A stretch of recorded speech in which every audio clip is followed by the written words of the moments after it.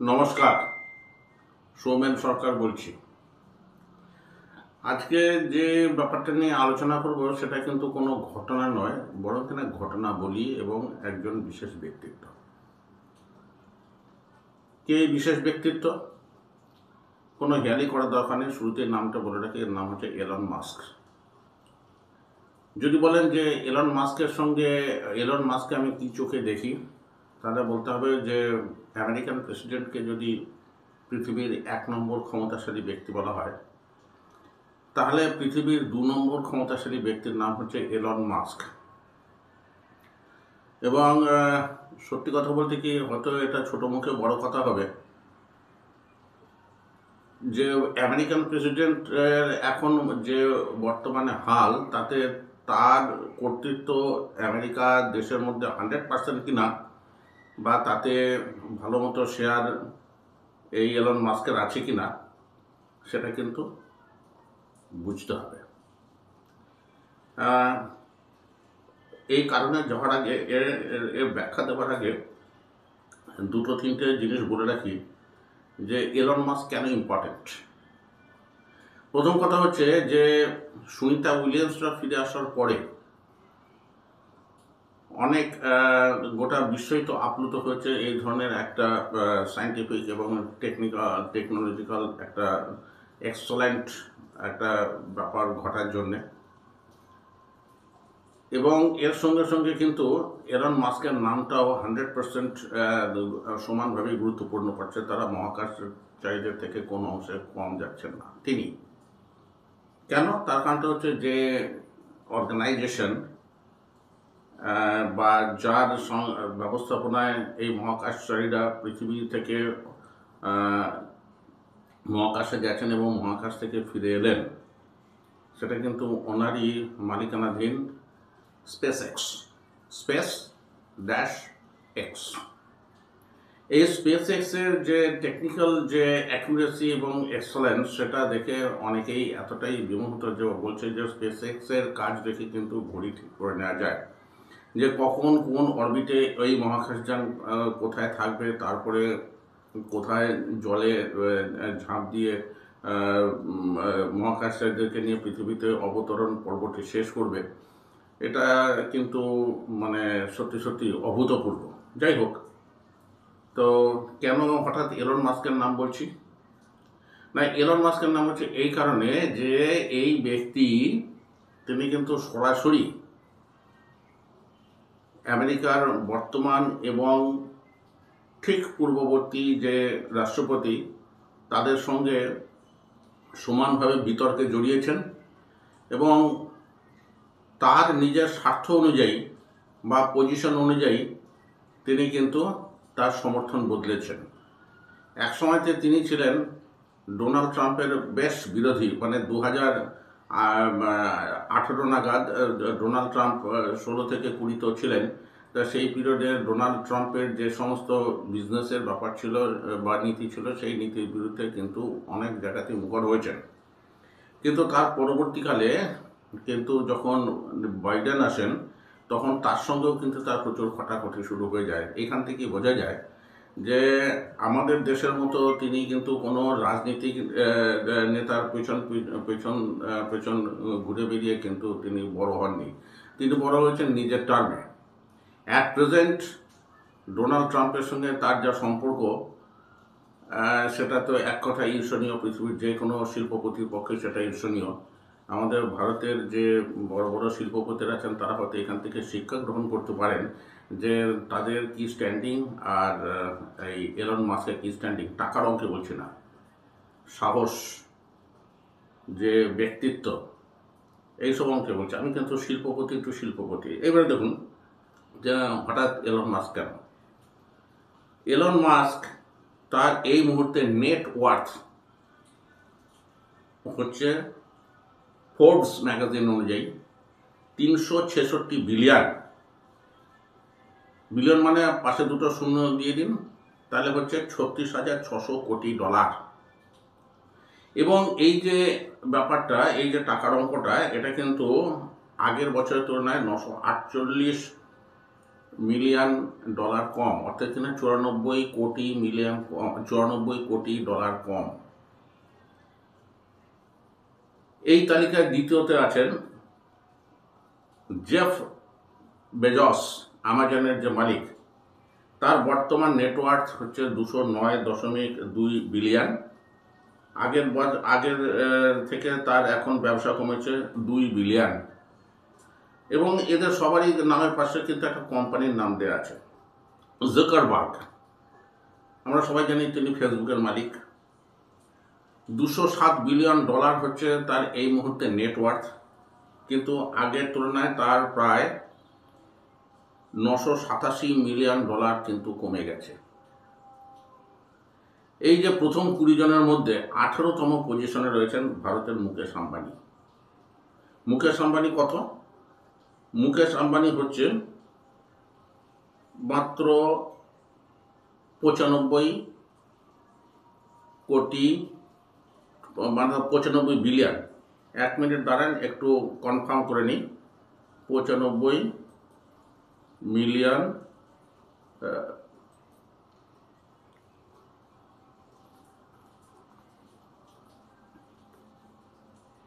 95.18 billion. এবং সবার যখন অ্যামাউন্ট কমে গেছে, শুধুমাত্র মুকেশ আম্বানির বেরিয়েছে এবং তার পাশে লেখা আছে ডাইভার্সিফাইড বিজনেস, অর্থাৎ নুন তেল থেকে প্লেন সমস্ত কিছু।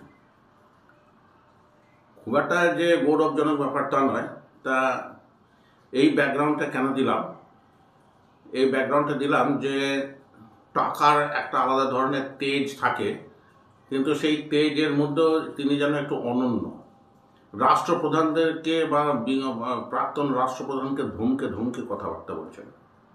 এই যে স্পেস এক্সের যে ব্যাপারটা বলছিলাম, সেই স্পেস এক্সের ব্যাপারে তিনি কিন্তু সরাসরি বিডেন অ্যাডমিনিস্ট্রেশনকে দায়ী করেছেন যে কেন সুনিতা উইলিয়ামসদেরকে এতদিন থাকতে বলা হলো। এবং তিনি অফার করেছিলেন যে আমি নিয়ে আসছি, কিন্তু বলছেন যে রাজনৈতিক কারণে নাকি সেটা হয়নি।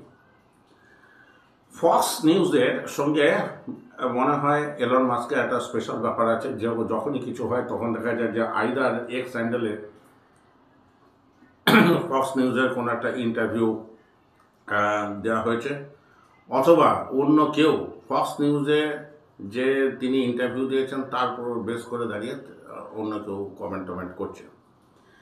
যখন এই সুনিতা উইলিয়ামসরা মানে অবতরণ করলেন, তারপরে ফক্স নিউজ থেকে একটা সাক্ষাৎকার নেওয়া হয় এবং সেটা কিন্তু এক্স হ্যান্ডেলে প্রকাশিত হচ্ছে।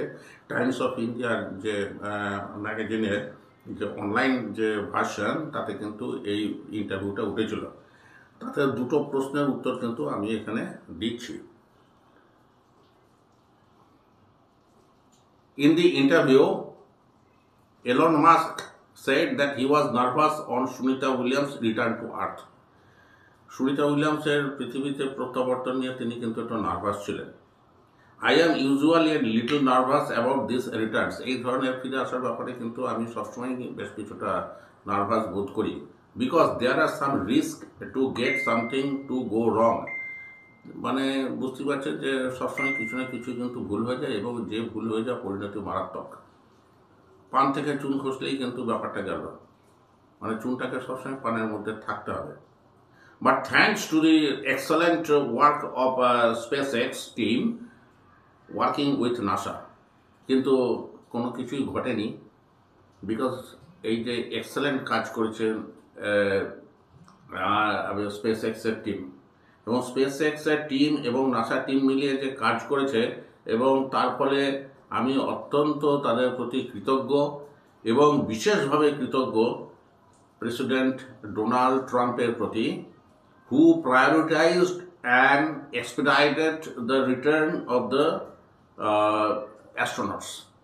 অর্থাৎ তিনি সোজাসুজিভাবে বলছেন যে ডোনাল্ড ট্রাম্পের ব্যক্তিগতভাবে হস্তক্ষেপের কারণে সুনিতা উইলিয়ামসদের ফিরে আসাটা এতটা দ্রুত হয়েছে এবং সম্ভব হয়েছে।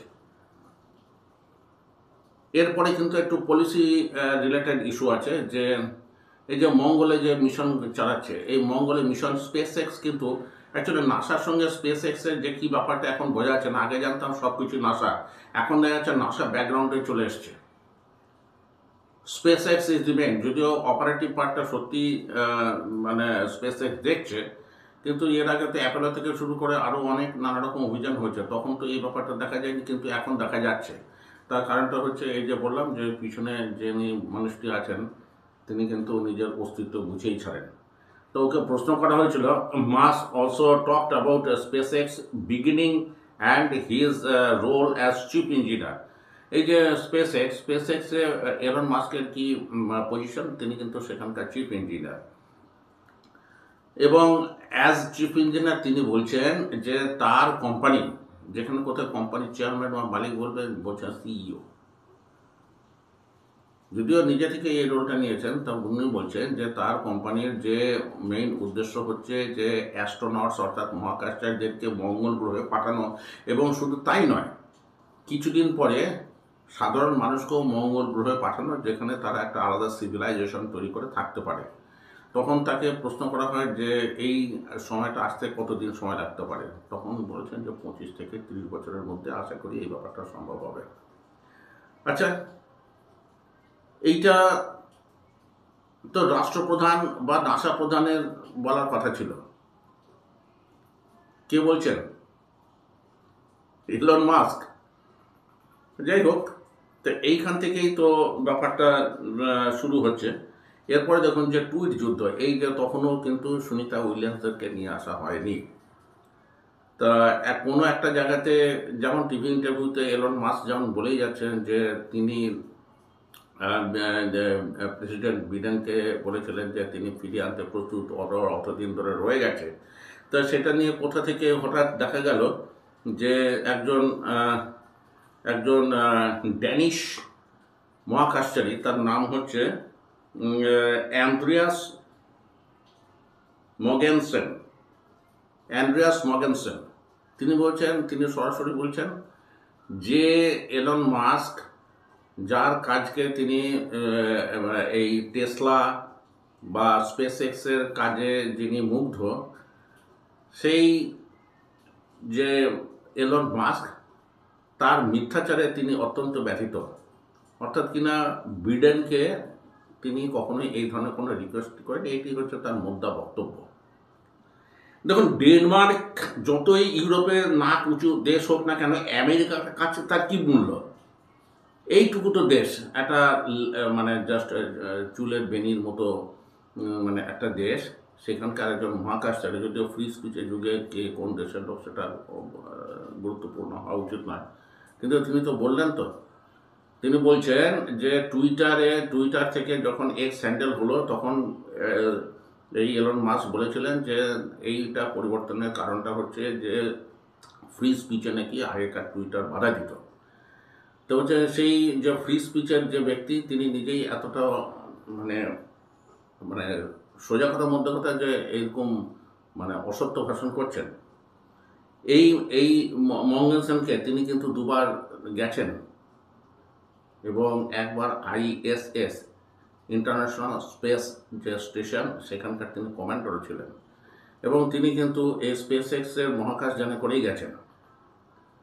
তো তার উত্তরে এই যে মিথ্যাচারের যে ব্যাপারটা, তার উত্তরে তিনি মানে কীভাবে রিয়াক্ট করলেন, mask swiftly returned with a personal attack on the European Space Agency astronaut. You are fully retarded. মানে বুঝতে পারছেন যে তোমার মাথাটা গেছে। SpaceX could have brought them several months ago. I offered this directly to the Biden administration. এটা কিন্তু online যে সোশ্যাল প্ল্যাটফর্ম সেখানে উনি লিখছেন। And they refused. Return was pushed back for political reasons. সোজাসুজি আক্রমণ করছেন কাকে না, কোথাকার কোন ড্যানিশ অ্যাস্ট্রোনট। আচ্ছা, তার কথা হচ্ছে যতই ভারতের কাছে ড্যানিশরা হয়তো খুব অভিজাত, কিন্তু আমেরিকার কাছে তাদেরও তো অবস্থা তো সেই নগণ্য। তো তিনি কি করে জানলেন যে এই বিডেনের সঙ্গে ট্রাম্প কি বলে এলন মাস্কের কি কথাবার্তা হয়েছে? যাই হোক, আর তো কোনো কথাবার্তা তো কিছু শোনা গেল না, কিন্তু এই যে যে ব্যাপারটা বলা দেখা গেল তাতে তেজটা কিন্তু বোঝা গেল যে একজন পূর্ববর্তী প্রেসিডেন্ট সম্পর্কে সেই দেশেরই একজন ব্যবসায়ী তিনি কি বলছেন। এবং তারপরে সেই ইন্টারভিউতে শেষ যে আলটিমেটলি কথাটা শেষ হলে এইভাবে যে ডোনাল্ড ট্রাম্প রিকোয়েস্ট করে ওদেরকে যত তাড়াতাড়ি সম্ভব ফিরে এসে, এবং ডোনাল্ড ট্রাম্প এর আগেও বিভিন্ন জায়গাতে বা এর পরেও বিভিন্ন জায়গাতে বলেছেন যে ওদের এতদিন ওখানে থাকাটা কিন্তু ঠিক হয়নি। তো এই যে তেজ, এই তেজের কারণটা কি? এখন যদি বলেন যে কারণ কিছু রহস্যাবৃত, আমার কাছে কিন্তু সেরকম রহস্যাবৃত কিছু দেখা যাচ্ছে না। কারণ এনসাইক্লোপিডিয়া ব্রিটানি থেকে শুরু করে যে লিডিং যে ম্যাগাজিনস তারা সবাই বলছে যে নিজের কাজের ব্যাপারে অত্যন্ত পরিপাটি, বিভিন্ন ঘটনাতে তার এগেনস্টে অসততা থেকে শুরু করে সঠতা বা আরও নানা রকম প্যাঁচ পয়জারের জন্য তিনি আদালতের দ্বারা মানে কি বলবো যে তিনি ভর্ৎসিত হয়েছেন কি বা তার বিরুদ্ধে শাস্তিমূলক ব্যবস্থা নেওয়া হচ্ছে, পেনাল্টি দিয়েছেন, কিন্তু নিজের জায়গা থেকে কিন্তু তিনি সরেননি। এবারে দেখুন তার যে বিজনেস, এই বিজনেসগুলো কি? আমাদের দেশের মুকেশ আম্বানিকে দেখে আমরা মানে একদম গদগদ হয়ে আছি, আহা মুকেশ আম্বানি, কিন্তু তার 5 গুণ নেটওয়ার্কের কথা বলছে, নেটওয়ার্কের টার্মে তার থেকে 5 গুণ বড় হচ্ছেন এই এলন মাস্ক। আচ্ছা, আপনি বলুন তো যে 18 নম্বর যিনি বিলিয়নিয়ার গোটা বিশ্বে, ওয়ার্ল্ড ওয়াইড তার কোনো ব্র্যান্ড আছে? তার পাশে লেখা রয়েছে যে ডাইভার্সিফাইড বিজনেস। আর এলন মাস্কের পাশে ছোট্ট করে জায়গা এতটাই কম যে ওখানে শুধু পার্টিকুলার লেখা আছে টেসলা আর স্পেসএক্স। টেসলা স্পেসএক্স নিয়ে তো আলোচনা করব, কিন্তু তার আগে বলি এই যে পেপ্যাল, এক্স হ্যান্ডেল, তারপরে আরও যে কিছু কোম্পানি, দি বোরিং কোম্পানি, বোরিং মানে কিন্তু বিরক্তিকর কোম্পানি না, বোরিং কোম্পানি মানে হচ্ছে যে টানেল বোরিং। এই যে হাওড়াতে গঙ্গার তলা দিয়ে যে টানেল গেছে, সেই টানেলটা করতে গেলে যে টিবিএম মেশিন লাগে, এই টিবিএমকে বলে টানেল বোরিং মেশিন। এই ধরনের মেশিন কিন্তু গোটা ওয়ার্ল্ডে বিভিন্ন জায়গাতে পাহাড়ের ভেতর দিয়ে, নদীর তলা দিয়ে, সমুদ্রের তলা দিয়ে এই যে টানেল বোরিং, এইগুলো কিন্তু মাস্কের কোম্পানি করে। তারপরে মাস্কের আরও কি কোম্পানি আছে, নিউরালিঙ্ক, মানে আপনার চিন্তা অনুযায়ী কম্পিউটার বা এই যে অ্যান্ড্রয়েড যে সিস্টেমসগুলো আছে সেগুলো কিন্তু আপনার চিন্তা অনুযায়ী কিন্তু আপনি চিন্তা করলে সেই অনুযায়ী কিন্তু এটার সঙ্গে আর্টিফিশিয়াল ইন্টেলিজেন্সের ব্যাপার তো রয়েছে। তারপরে XAI, তিনি এর হচ্ছে ফাউন্ডার এবং চিফ এক্সিকিউটিভ অফিসার। এদের কাজ কি?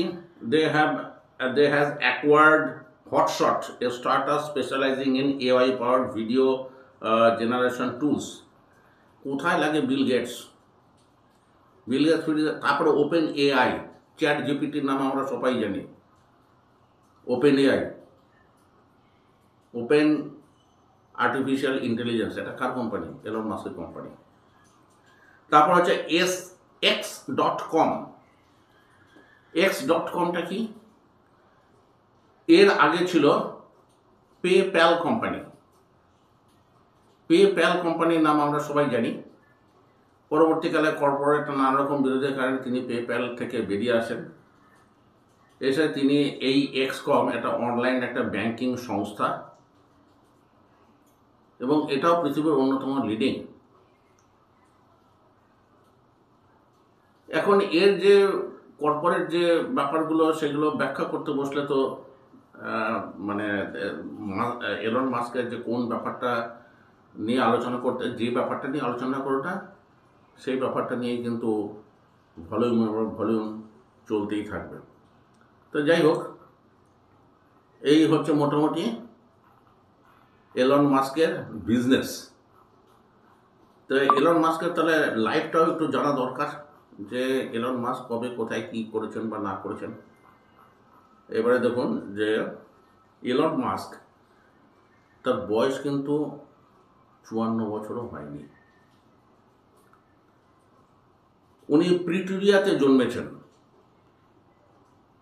সাউথ আফ্রিকা, জুন মাসের 28 তারিখ 1971 সাল। তার মানে হিসেব অনুযায়ী 54 বছর হতে এখনো প্রায় 3 মাস বাকি আছে। মানে 53 বছর 9 মাস হচ্ছে তার বয়স। South Africa born American entrepreneur. তো তার বাবা হচ্ছেন সাউথ আফ্রিকান এবং তার মা হচ্ছে ক্যানাডিয়ান। এই হচ্ছে তার প্যারেন্টেজ। এবং বলতেই হবে যে এই ধরনের ব্যক্তিরা তো তাদের ট্যালেন্টের তো কখনো ঘাটতি থাকে না। 12 বছর বয়সে তিনি কম্পিউটারে একটা গেম আবিষ্কার করেন, একটা ভিডিও কোম্পানিকে দেন, এবং সেই ভিডিও কোম্পানি ওই খেলটাকে দেখিয়ে কিন্তু তারা ফুলে ফেঁপে উঠল। 1988 সালে এলন মাস্ক কিন্তু ক্যানাডিয়ান একটা নাগরিকত্ব পান, যেহেতু তার মা ক্যানাডিয়ান। অর্থাৎ তারপর সোজা ছুটি তারা সাউথ আফ্রিকা ছেড়ে চলে গেলেন কানাডাতে। কারণটা কি না, সাউথ আফ্রিকাতে যে অ্যাপার্থাইড অর্থাৎ বর্ণ বিদ্বেষ আছে, সেটা কিন্তু তিনি সহ্য করতে পারছেন না। অতএব বর্ণবিদ্বেষী সাউথ আফ্রিকা বা প্রিটোরিয়া সরকারের সঙ্গে তার থাকার কোনো রকম ইচ্ছে ছিল না বলেই তিনি চলে এসেছেন। এই যে কম্পালসারি মিলিটারি ট্রেনিং, এটা কিন্তু তার অন্যতম বিরক্তিকর ব্যাপার। এবং তারপর সেখান থেকে তিনি কিন্তু ফিলাডেলফিয়াতে ইউনিভার্সিটি অফ পেনসিলভানিয়াতে তিনি পড়াশোনা করেন। তার আগে করেছেন Queen's University in Kingston, Ontario. He transfer to University of Pennsylvania, এবং সেখানে ফিজিক্স এবং ইকোনমিক্স, দেখুন কি কম্বিনেশন, ফিজিক্স আর ইকোনমিক্স দুটোতেই তিনি ডিগ্রি করেন, এবং এই ডিগ্রিটা শেষ হয় 1997 সালে। He enrolled as a graduate school in physics at Stanford University. এই আমাদের মুকেশ আম্বানি কোথায় কি পড়াশোনা জানি না, তবে সাউথ আফ্রিকা থেকে কানাডা হয়ে তারপরে আমেরিকাতে গিয়ে কিন্তু তিনি আবার স্ট্যানফোর্ডেরও ছাত্র। কিন্তু সেখানে গিয়ে দুদিনে বেশি তার থাকা হয়নি, কারণ তার মনে হচ্ছে যে internet had more potential to change a society than work in physics. ফিজিক্সের থেকে ইন্টারনেট কিন্তু সোসাইটিটাকে অনেক বেশি পরিমাণে প্রভাবিত বা বদলাতে পারে। তো এই জন্য দুদিনের মাথায় তিনি স্ট্যানফোর্ড ইউনিভার্সিটি থেকেও কিন্তু বেরিয়ে চলে এলেন, এবং তারপরে তিনি করলেন তার প্রথম company ZIP2, which was bought by computer manufacturing Compaq for $307 million. সেই তার শুরু বিজনেস। টেসলা কোম্পানি, এখানেও কিন্তু দেখা যাচ্ছে যে তিনি ছুঁয়ে ঢুকেছেন, ফাল হয়ে বেরিয়েছেন। এখানে তাকে চিফ ফান্ডার বলা হচ্ছে, কিন্তু কখনো বোঝা যায়নি যে তার ম্যানেজারিয়াল কোনো রকম অ্যাম্বিশন ছিল। টাকা ডেরেছেন, লাভের করি গুনে নিয়ে চলে যাবেন, কিন্তু তিনি কোম্পানিটাকে চালাবেন এই ধরনের ব্যাপারটা কিন্তু কিছু তখনও বোঝা যায়নি। এই যে টেসলা কোম্পানি, আচ্ছা, টেসলা কোম্পানি কি আছে বলুন তো, যেটা নিয়ে লোকে এত বেশি মাতামাতি করে? টেসলা টেসলা এলন, আমরা তো সবাই জানতাম স্পেস এক্স এর কথা তো এই সেদিন হলো। তার আগে পর্যন্ত আমরা তো এলন মাস্ক মানে শুধু টেসলা জানতাম, তার আগে কিছুটা পরিমাণে জানতাম টুইটার নিয়ে। টুইটার নিয়ে একটু পরে বলছি। তো রয়েছে টেসলা কোম্পানি, কিন্তু 245 মাইল যায় এবং 245 মাইল বা 394 কিলোমিটার একটা সিঙ্গেল চার্জে যেতে পারে, এই ধরনের একটা গাড়ি কিন্তু টেসলা কোম্পানি বার করে। এবং এর যে ম্যাক্সিমাম যে 97 কিলোমিটার পার আওয়ার, এই যে যে স্পিডটা 97 কিলোমিটার পার আওয়ার, এই স্পিডটা কিন্তু সে 4 সেকেন্ডের মধ্যেই নিয়ে নিতে পারে। অর্থাৎ কিনা স্পোর্টস কারের মতো প্যাসেঞ্জার ভেহিকল। তারপরে সোলার প্যানেল, এই যে স্পেস এক্স যে দেখছেন যে তার এই যে আমরা আন্তর্জাতিক মহাকাশ কেন্দ্র, এতে যে এত সোলার প্যানেল, সবই তো এই টেসলা কোম্পানি। স্টেশনারি ব্যাটারি, তো এলন মাস্ক তার সিইও হন কিন্তু একটা আইনি কারণে। চেয়ারম্যান হতে গিয়ে তারপর দেখা যাচ্ছে কোনো একটা আইনি জটিলতার কারণে তখন তার উপর একটা শাস্তি দেওয়া হয় যে তিনি 3 বছর প্রেসিডেন্ট থাকতে পারবেন না। তারপরে তাকে সিইও পোস্টে, অতি অবশ্যই তিনি সিইও থেকে আবার ইয়েতে ফিরে যাবেন। তারপরে এই যে টুইটার কোম্পানি, এই টুইটার কোম্পানিতেও কিন্তু জ্যাক ডার্সি পরিচালিত যে টুইটার কোম্পানি, তাদের একটা রীতিমতো যা বলে ইন্টেলেকচুয়াল পলিসি ছিল।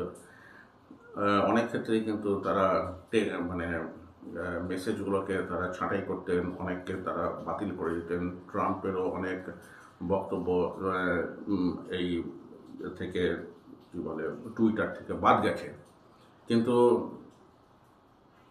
এই এলন মাস্কের বক্তব্য হচ্ছে যে ফ্রিডম অফ স্পিচে এই ধরনের জিনিস বাদ দেওয়ার অধিকার কিন্তু তাকে কেউ দেয়নি। একবার ঢুকবো বেরোবো করতে করতে তারপর কোর্টের ব্যাপার, কোর্ট এর মধ্যে হস্তক্ষেপ করাতে শেষ পর্যন্ত তিনি 44 বিলিয়ন ডলারে বোধহয় চুক্তি হচ্ছে, সেই 44 বিলিয়ন ডলারে শেষ পর্যন্ত এটা তিনি কিনে নিয়েছেন। কিনে নেওয়ার পরেই দেখা গেল যে মোর দ্যান 50% যে স্টক আছে তাকে ছাঁটাই করা হয়েছে। এই ছাঁটাই বিশেষজ্ঞ হিসেবেও কিন্তু একদিকে তিনি যেমন অ্যাপার্থাইডের বিরোধী, আরেকদিকে তিনি অত্যন্ত ছাঁটাইপন্থী, যে কাটডাউন করতে হবে। কাটডাউন না হলে বিজনেস কিন্তু কখনোই লাভের মুখ দেখবে না। এরপরে ব্যক্তি এলন মাস্কের যে সবথেকে গুরুত্বপূর্ণ অধ্যায় এখন যেটা চলছে, এটা তো হলো বিজনেস সাইড, এর মানে অ্যাডমিনিস্ট্রেশন সাইড। যখন ট্রাম্পের চলছিল এই ইলেকশনের প্রচার, তখন শোনা যায় যে তিনি তাতে 288 মিলিয়ন ডলার তিনি তাতে ডোনেট করেছেন একটা নির্বাচনী ফান্ডে। এটা আমেরিকান রেকর্ড যে 288 মিলিয়ন ডলার একজন খরচ করেছেন। তা ন্যাচারালি তিনি তো তার রিটার্নটা তো বুঝে নেবেন, এবং তাকে নানা রকম প্রশাসনিক পদ কিন্তু দিয়ে দেওয়া হয়েছিল। তার মধ্যে এখন যেটা সব থেকে যে বড় পদ যেটা চলছে সেটা হচ্ছে DOGE, department of government efficiency. এবং সেখানে ট্রাম্প বলেও দিয়েছেন যে গভর্নমেন্টের এফিসিয়েন্সি বাড়ানোর জন্য এই ডিপার্টমেন্ট যে সিদ্ধান্ত নেবে সেটাই ফাইনাল। এবং তাকে যদিও মন্ত্রী হিসাবে বা এই ধরনের সংসদীয় কোনো দায়িত্ব তাকে দেওয়া হয়নি, কিন্তু তাকে দেওয়া হচ্ছে স্পেশাল ধরনের এক গভর্নমেন্ট এমপ্লয়ি। এলন মাস্ক এবং গভর্নমেন্ট এমপ্লয়ি, চিন্তা করতে পারা যায়। যাই হোক, তো শেষ পর্যন্ত কি হলো না, তিনি বললেন যে $2 ট্রিলিয়ন কিন্তু আমেরিকান সরকারি খরচ থেকে কাটছাট করতে হবে। ও সমস্ত ওই গরিব মানুষের উপকার এই সমস্ত মধ্যে নেই উনি, যেটা আবার ব্রিটেনের মধ্যে ছিল ওয়েলফেয়ার মেজার। তা সেটা এলন মাস্কের পছন্দ নয়। এবং তার ফলে এটা নিয়ে অলরেডি একটা বিরোধী মত তৈরি হয়েছে, এবং তার সঙ্গে তিনি কি করেছেন, এই যে ইউএসএআইডি, ইউনাইটেড স্টেটস যে ওভারসিজ যে নানা রকম এইডগুলো দেয়, সেই এইডগুলো তার নাম হচ্ছে United states agency for international development. এই যে ভারতের পোলিং বাড়ানোর জন্য নাকি এখানে টাকা আসতো, এটা তো এটাই দিত, এবং এই ইউএসএআইডিটা উনি এসে বন্ধ করে দিয়েছেন। বলছেন যে ফর ইন্টারন্যাশনাল ডেভেলপমেন্টের দেখার দায়িত্বটা কিন্তু, এটা কিন্তু সবসময় ট্রাম্প বলেছেন যে অন্য দেশে কি হচ্ছে না হচ্ছে সেটা দেখার দায়িত্ব আমার নয়। কিন্তু কে কাকে প্রভাবিত করেছেন, এলন মাস্ক ট্রাম্পকে প্রভাবিত করেছেন না ট্রাম্প এলন মাস্ককে প্রভাবিত করেছেন কি জানে, কিন্তু দুজনের কর্মপদ্ধতি কিন্তু এক। এবং এই ডিওজি আসার পরে কিন্তু সমস্ত যে সরকারি কর্মচারী আছে, সে 10,000 মানে যে কর্মচারী আছে তাদেরকে কিন্তু পদত্যাগ করতে বলা হলো। এবং ইউএসএআইডির যে কর্মচারীরা আছে তাদের বিভিন্ন দেশে তাদেরকে এমনভাবে পাঠিয়ে দেওয়া হলো, শেষ পর্যন্ত তারাও কিন্তু চাকরি ছাড়তে বাধ্য হবেন। তো এই হচ্ছে এলন মাস্ক। ইসরায়েলের আধিপত্য এই জায়গাতে বোধহয় ট্রাম্পের সঙ্গে তার কিছুটা বিরোধিতা আছে। তাছাড়া আজকে কখনো আমেরিকার যে ভাইস প্রেসিডেন্টের নাম শুনতে পাচ্ছেন? একজন বিজনেসম্যান সরকারি পদ নিয়ে রয়েছেন এবং তাকে এমন চূড়ান্ত ক্ষমতা দেওয়া হয়েছে যে সেখানে ভাইস প্রেসিডেন্টের ঢোকার কোনো জায়গাই নেই। তবে বাঁচোয়া একটা, যে এলন মাস্ক কিন্তু জীবনেও আমেরিকার প্রেসিডেন্ট হতে পারবেন না, যদিও তিনি আমেরিকার নাগরিক। কারণটা কি না, আমেরিকান কনস্টিটিউশন অনুযায়ী তারাই সেই সমস্ত নাগরিকই আমেরিকার প্রেসিডেন্ট হবার যোগ্য যে সমস্ত নাগরিক আমেরিকাতে জন্মেছেন, আমেরিকা বর্ন ইউএস সিটিজেন হতে হবে। তা এলন মাস্ক তো প্রিটোরিয়া বর্ন ইউএস সিটিজেন। এইখানেই হয়তো তার বিরোধীরা, মানে রাজনৈতিক বিরোধীরা, তিনি ব্যবসায়ী হলেও তো রাজনীতির পরিসরে তো তার অবাধ যাতায়াত চলছে, এবং দেখা যাচ্ছে যে তার কথা অনুযায়ী অনেক কিছু ইন্টারন্যাশনাল ট্রেড তো পলিটিক্স থেকে তো কখনই আলাদা নয়। ইউক্রেনের সঙ্গে রিলেশন কী হবে, চীনের সঙ্গে রিলেশন কী হবে, কারণ এর সঙ্গে মানে এর সঙ্গে তো এলন মাস্কের নিজের ব্যবসাও তো জড়িত আছে। এই সমস্ত হচ্ছে ব্যাপার।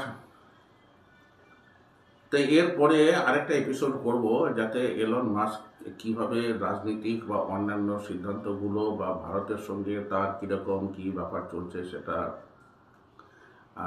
আলোচনা করব। আজকের এপিসোডটা শুধু মাস্ক, তার বিজনেস এবং তার পার্সোনালিটি এবং তার যে ইন্ডাস্ট্রি এবং other virtues, obviously with some vices, সেটা একটু আলোচনা করলাম। কেমন লাগলো কমেন্ট করে জানালে বাধিত হব।